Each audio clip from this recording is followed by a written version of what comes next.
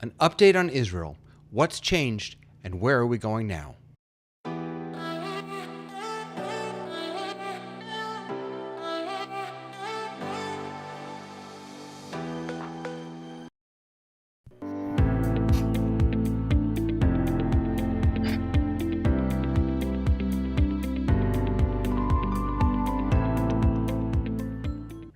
I pressed the wrong button. Hey, Rabbi Yes, you Litvak. did. Yes, I How did. are you, David? I'm good. How you I, doing today? I am very excited about this conversation. Good. I It am is an too. overdue conversation. Yeah, we were Um, talking about how we. I think like everyone, it's almost impossible to work in the Jewish world and not have Israel and what's happening be front and center, and yet we've had a few weeks now where we haven't been able to talk about it, and we were really yearning for, I think, an opportunity to come back together and share and some I think, thoughts and ask some questions. yeah, and I think that what we felt on October 7th has changed in some respects and has remained the same. And I'm quite confident that our guest today is going to give us some insight as to how things have changed in on the streets in Israel as different things have happened. When I went to Israel in the beginning of November. Uh, it was we hadn't entered, or we were just getting started on the ground offensive, and a lot has changed. Yeah, So absolutely. So we do have. I'm really just so excited to welcome Joseph Cox. Joseph is a thinker, an analyst, an author of 12 books. He's a contributor to the Times of Israel and other Jewish periodicals. I saw him on the Times of Israel, and also because we are learning together in Ulpan class, which is such a joy. But I really got to know Joseph and some of his work and thinking about this by reading one of his latest pieces called "A Free Palestine Starts in Rafah," which you can read on I believe it's on your website also, but also on the Times of Israel. Joseph, it's so good to have you with us. Thank you so much. Thank you for having me. Of course. So maybe you could start by telling us a little bit about this piece and what your arguments were, and do you have a sense that you represent a lot of how Israelis think about what's going on in Israel right now? So let me start from the tail end of that. You have in Israel a lot of very loud voices. People are very good at shouting and expressing what they feel.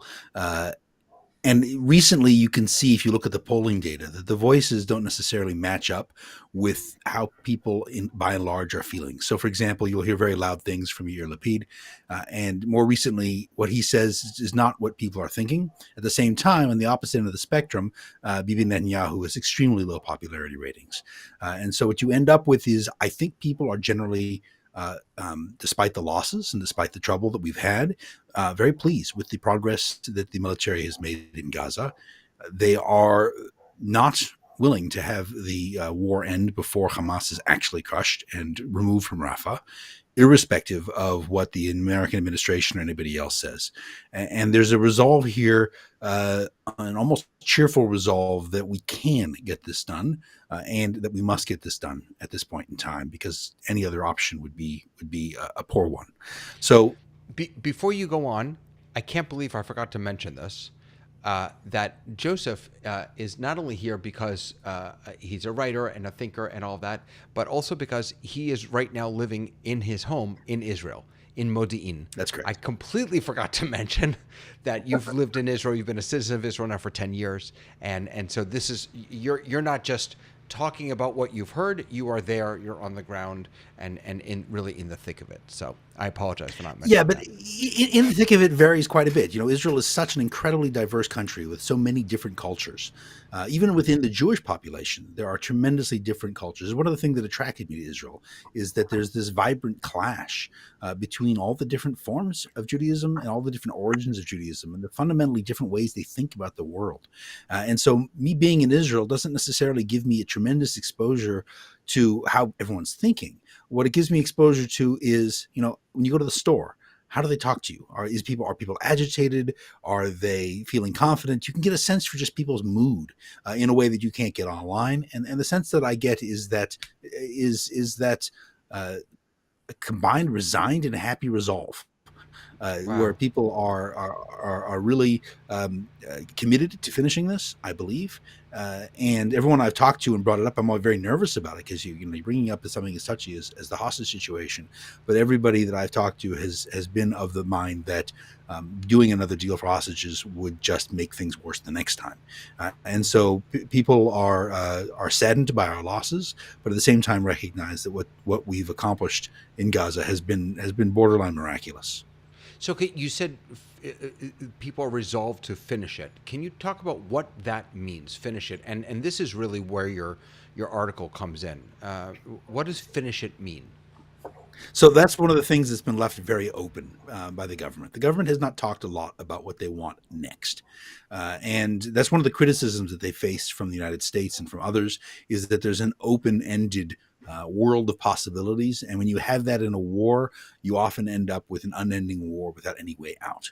This is something, of course, that the U.S. has experienced recently and at great cost. Not having well defined and achievable war aims is a dangerous thing.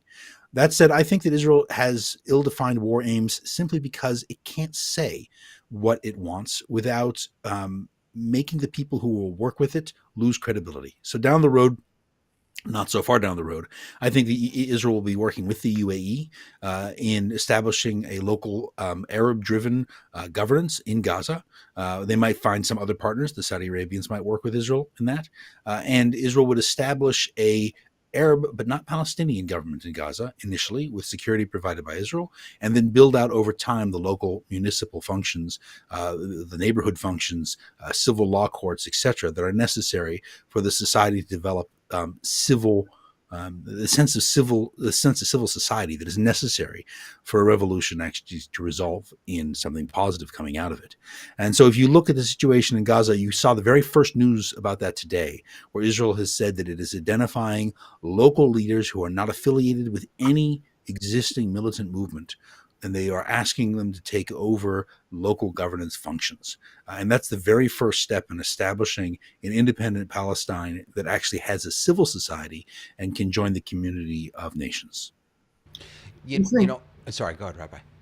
uh, and do you think that, I'll say, the average Gaza citizen, inhabitant, is accepting of that? Right? Are No, they ready? Are they ready for it? no, no, I don't think so. You have a, What's the path to success on that?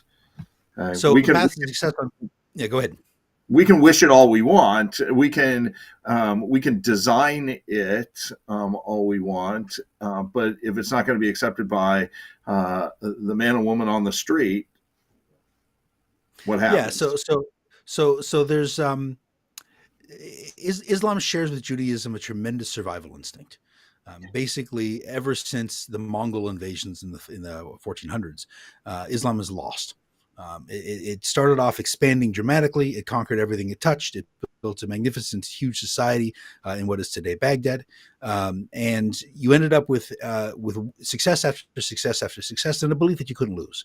And then the Mongols invaded. They crushed the Islamic armies. They destroyed Baghdad. They killed every Muslim man, woman, and child in the city, and as far as they could tell, at least. And today, Baghdad is not a Mongolian city. The Islamic world learned to define victory in defeat. And you can see this again and again when the U.S. won the war in 1991 against Saddam Hussein. It was the mother of all victories from the Iraqi perspective. There's an ability to create a reality that seems almost impossible to imagine. The 1973 war, we consider it a loss because we didn't start out well, but it ended very positively for Israel. The Egyptians refer to it as a great victory. It was not a great victory for Egypt. And so the Palestinians continue this tradition of being able to find victory in abject defeat. And I guess the Nakba is a situation where they haven't found victory in abject defeat, but the defeat has not been total. And I think that sort of total defeat where you you're forced to give up on the dream you had before is a necessary prerequisite. And I think you're beginning to see some of that coming out in the street in Gaza, in that people are realizing that they will not be able to destroy Israel. Short of course, Iran getting involved with nuclear weapons. And so when you end up with a realization that your short-term plans aren't going to work, you can either maintain generations of hatred, Amalek style, and I'm not using Amalek as a race people thing. I can talk about that later if you'd like, but you're not getting rid of that hatred. What you're doing is, sorry, bear with me for a second. What you're doing is you need to refocus the emphasis of the society on something a little different. So to give an example, again within the Islamic world, there's a great deal of focus on honor in many societies, in the Islamic society as well. So honor can be realized in different ways. It can be realized through military glory, it can be realized through sacrifice, and it can be realized by building the Burj Khalifa. By virtue of building things that are bigger and better, you have an opportunity to refocus the point of your honor. So a real key point of dealing with what's going on in Gaza is going to be dealing with honor and with anger. And dealing with honor can be elevating and using the UAE to help elevate other impulses other than victory over the Jews. And dealing with anger, unfortunately, I think Israel and the Palestinians probably need to establish something akin to a truth commission. And there are in Islamic law the idea of payments for deaths. This is something that even applies to murders in Saudi Arabia. It can get people off death row if they come up with a certain sum of money. And I think that having some sort of truth commission that goes both ways and ends up settling in a monetary sense within something akin to Islamic law might be a way of helping to blunt anger. The piece, wow, okay. What you just said about refocusing, one of the things that I'm embarrassed to say I didn't fully understand, but now it is very much at the forefront of my mind, is the damaging role that we and UNRWA have played in perpetuating, in not allowing Palestinians to refocus, because we keep telling them you are refugees. We keep telling them that you are that they are victims by giving them their own UN organization that calls them refugees. This false, we have given them false hope that they are somehow at some point going to return to their homes, which would require us to leave our homes. And well, I don't think it would require us to leave as long as they were fundamentally reformed. Then people can get along, but that's not the reality now. No, but returning to their homes, I'm talking about right of return and things like, taking back what they consider to have been theirs. Giving military control over Israel is out of the question. Yes, right. So the way in which we encourage, and it's not just Israel and it's not just the Palestinians, the way in which the Western world has a track record of encouraging local corruption and reactionary movements against that corruption is really, I think, a feature of the post-World War II world. The Western world dropped its colonies, by and large, from their control over the rest of the world and the control of the world's populations. But in many cases, they tried to support the societies that existed by virtue of funneling money to people who were in need, which sounds like a wonderful thing on the face of it.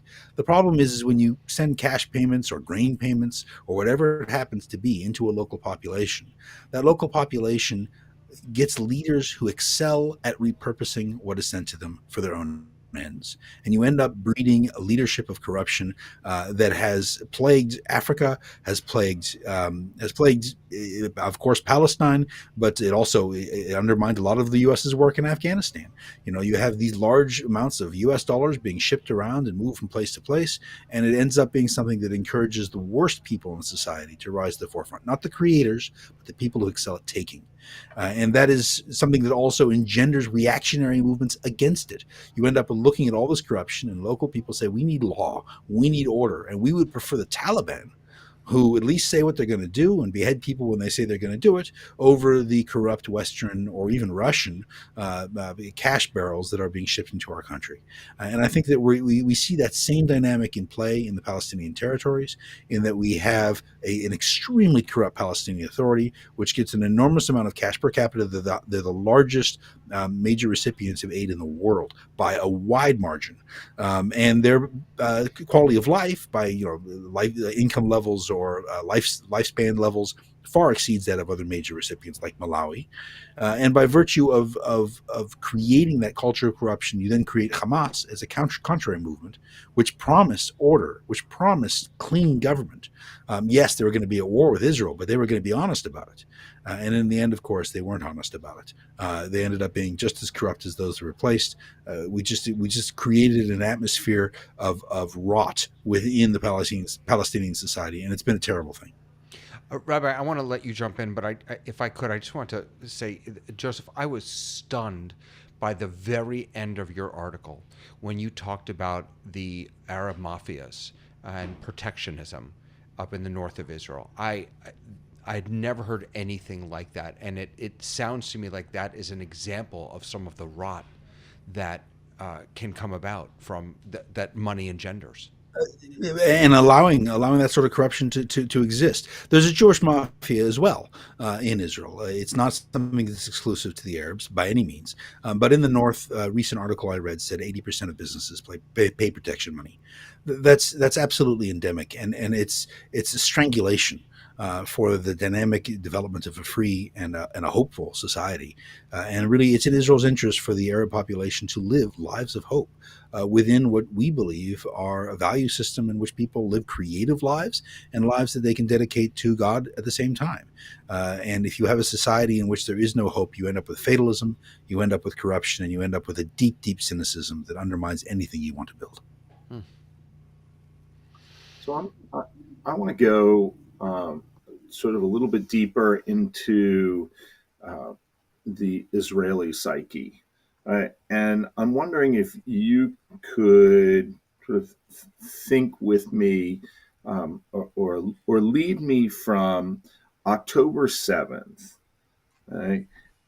And the great pain, the great shock that Israeli society had. I think it's fairly clear that there's a widespread feeling of that the government let the people down, and that this was a betrayal of everything that Zionism was supposed to prevent. Okay? We were going to be sovereign. Nobody was going to harm us. The government was going to take care of. And so in the days and weeks right after October 7th, there was a feeling of tremendous shock. And with it, I think, a galvanization of the country. Right? And even in hearing what you had to say, that people are feeling good and want to continue the war, and I'm fully supportive of that personally. I'm wondering how the tom on the taste, the feel on the street has changed since then. So I have a limited sense of the feel on the street, but you can get a sense for how people are reacting, even online. You can see a change. Initially, of course, there's the obvious fact that the government and the military failed, and the reasons why they failed can be superficial. They can have failed to take into account the warnings that were provided by the people whose job it was to watch the border and say what was going on. But I think over time, people have realized that the problems are actually much, much greater than that. There was, the idea of hubris was there, but the much greater problem that was faced was that Israel's policy of containment When I wrote about it in the article that you brought up earlier, I said that Israel has tried to wrap a Band-Aid around an infection, and then they started trying to amputate the arm, but they didn't do it all the way. And so what you ended up with was an infection that wasn't brought to a close, that wasn't brought to an end, and the hope that would work was something that was inherently flawed. And I think that there's a realization that everybody who contributed to that made a fundamental mistake. Now, how are they going to recover? What's going to happen in terms of their political lives? I'm not a great political analyst, but what I can say is that the anger is so diffuse about what happened, and it covers so many different people. So many people made the mistake of thinking that, number one, Hamas couldn't do this. Number two, we could contain them, and it was a good policy. That there's a reckoning that is not just focused on the government, but is focused on the society itself in terms of figuring out what it needs to do. I have friends who have marched in support of Palestine, and they've totally dropped that. They feel like their own perspective was so fundamentally missing what was going on, and it's almost hard to say, hey, there is still hope and there's still a possibility of something positive. So when you look at the change, you've gone from a society that was deeply distrustful of what the government did to something that not only galvanized but organized in a way that is phenomenal. It was incredible to see. Early on in the war, we had all these soldiers sent to the front, and there was no way to wash their laundry. So what happened? Neighborhoods all around Israel shipped people's laundry home, and we went to their house. We picked up a couple random soldiers' laundry. We ran it in our machine. We brought it back to their houses, and it was trucked back down to the front line for that particular soldier to have their clothes cleaned. To organize that was on Wednesday, and like 4 days after the attacks. Yeah. Right.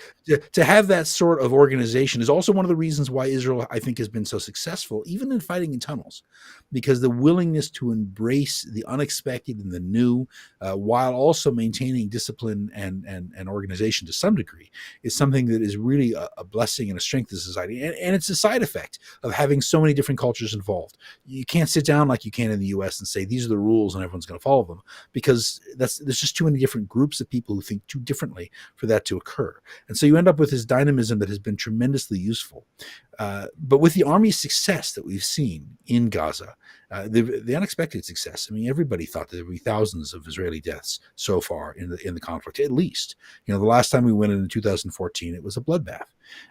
And we didn't achieve anything. We went into the first neighborhood by a few miles and got repulsed effectively. And so everyone was deeply surprised by what occurred. And I think that has resulted in a rebuilding of some trust in the military, not the government, but the military. Nonetheless, I don't know if there's a sense here, because I don't have an understanding necessarily of how people regard the military, but I don't know if there's a sense that the military is able to deal with the bigger problems, with the strategic problems. We can see that they're handling the tactical ones. We can see that they're winning the war, but what happens afterwards is something that it's got to involve the political classes. And so far, I'm not seeing much of that. Yeah, I mean, I think that if anybody were to kind of objectively look at how the war has happened, we've learned on the ground, and the IDF is fighting a much different war than it was fighting a month ago or 2 months ago, because instead of just bombing as carefully as possible, there isn't a lot of aerial bombing that is happening now. It's much more. I think there may be a bit more than people think outside the country. We hear a lot of aircraft. Correct. All right, but I think I don't think I'm wrong in saying that Israel. We're not flattening neighborhoods. And so again, I'm trying to where the trust or lack of trust in the government is going to go. Very few people, as far as I understand, are calling on on Bibi to resign, or that there's talk of a change in government. I think people are sort of waiting, making sure that the war gets completed. And for me, that's the tactical. Hamas can't have its can't be in control, right? But Netanyahu's position is weakening. There have been discussions about other people within Likud replacing him while maintaining the coalition, so they don't have to have new elections. Right. His popularity is extremely low, and that will occur before the war is over. And so there is a lot of pushback. Sorry, keep going. No, I appreciate that. I know that there are those conversations. I'm curious as to whether there's any feeling that that's anything more, because his credibility, Netanyahu's credibility, is so low that it is hard for us to maintain an idea of a just war when you have somebody who is, in my estimation, so unjust or corrupt himself. Right? So I'm not a Netanyahu fan, but I will say that the attempts to stick him with corruption have not yet succeeded. And it's rather remarkable. I think that his time has come and gone. I think he was very successful when he had his place in time. But one of the greatest weaknesses Netanyahu had, and still has, well, I guess less so now because he's been forced, is Netanyahu was never somebody who could pull the trigger. He talked a big game. He always talked about dealing with X, Y, Z, P, D, and Q. Maybe it was the loss of his brother. I don't know what it is. But when it came time to actually sending soldiers in to do things, Netanyahu was never the guy who wanted to pull the trigger. And so you ended up with opportunities perhaps in 2008 to blunt the Iranian nuclear program in a fundamental way. And it wasn't done because he just isn't that guy. There's a saying I have, I don't know if anybody else shares it, that if you want war in Israel, you vote in a left-wing government.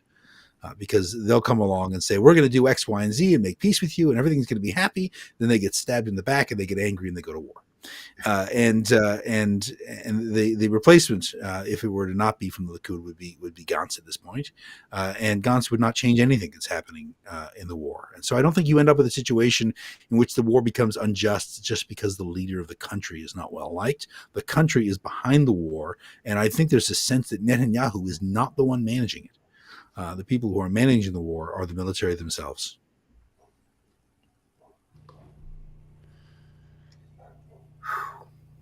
Yeah. I need a whole other session to talk with you, Joseph, about the UAE piece that you mentioned earlier and their potential role in the future of Gaza. As it happens, today I was on the phone with a gentleman from the UAE who is moving. He's an Israeli, lives in the UAE half the year. He's moving here to Miami. He wants to put his daughter in our school. And I like, out of nowhere, this Israeli from the UAE called me, and I just finished reading your article about the potentially vital role that some of these other Arab countries, not necessarily the ones that we would think, Egypt, Jordan, the ones that are right in proximity, the potentially vital role that they're going to play in the future of Gaza. Yeah. Egypt and Jordan have both demonstrated that they don't. If you, I don't. Is this another half an hour? No, we're done. No, go ahead. Okay, we're done. We'll have to have another session anyway about this. But go ahead. Say what you want to say. If you look at the history of revolutions, you're going way back. You end up with a pattern, a revolution that is followed, that happens within a society that doesn't have a civil society functioning within it, a sense of law and order already existing within the society, ends up in chaos and dictatorship. And so you ended up with that occurring in Egypt not long ago, in Algeria, throughout the Arab Spring. Right? You ended up with chaos following revolution. Everyone had these great hopes. None of them were realized. When a revolution succeeds, it has to have the pre-existing civil society built up. So you saw that in Poland.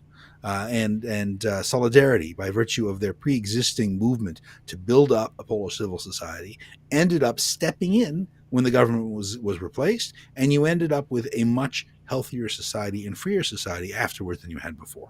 And so if you look back at the history, the Haitian Revolution is a great example. If you look back at the history of revolutions, anytime you try to get rid of government without having a society in place to replace it, you end up with dictatorship. However, you can see in Taiwan, in South Korea, in Rwanda, and a few other places in the UAE as well, that the rule of law and ultimately even democracy can emerge in a society that does not have it, that has dictatorship, by virtue of that dictatorship itself being dedicated to building the civil society. And this has occurred in Chile. Augusto Pinochet was somebody who was hated. He disappeared a lot of people. He did lots of horrible things, but he built up the fundamentals of a civil society. And Chile is the strongest and wealthiest country, or maybe not the strongest militarily, but culturally in South America by virtue of what happened there. And you end up with the same thing with the Park administration in Korea was hated, but you end up with a democracy that is functioning because there's a civil society based on pre-existing Confucian ideas and all that emerged. In the UAE, you had a tribal society, which is why it's the most relevant one. That and the Rwanda.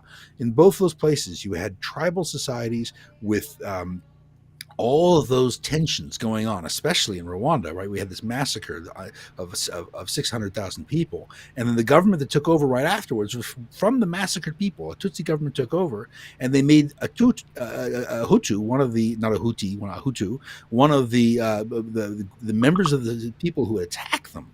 They gave them senior positions in government.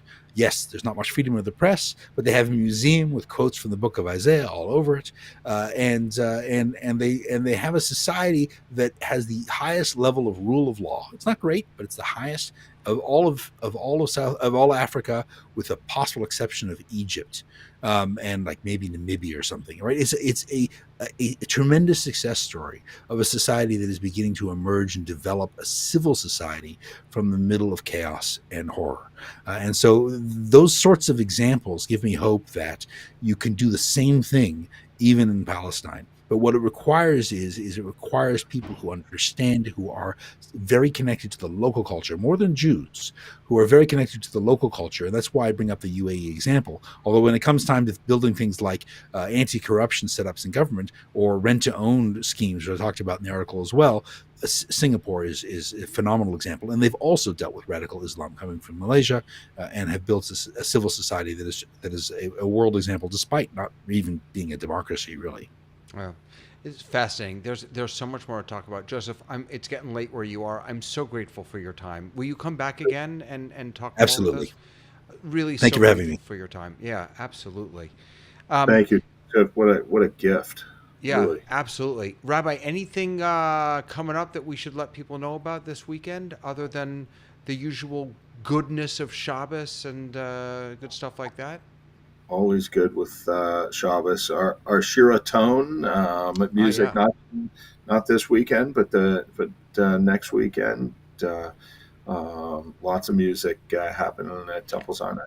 And I just saw an announcement just went out that we're honoring a whole bunch of folks in May. A big night with it's going to be Indeed, really nice. all of our magic makers, people who behind the scenes make this place what it is. So Fantastic. Amazing. All right. Wishing everyone a Shabbat Shalom. A special thank you to Joseph for joining us, and to you, as always, Rabbi Litwak. We'll see you all soon. Thanks. Thank you. Bye. Bye. Bye.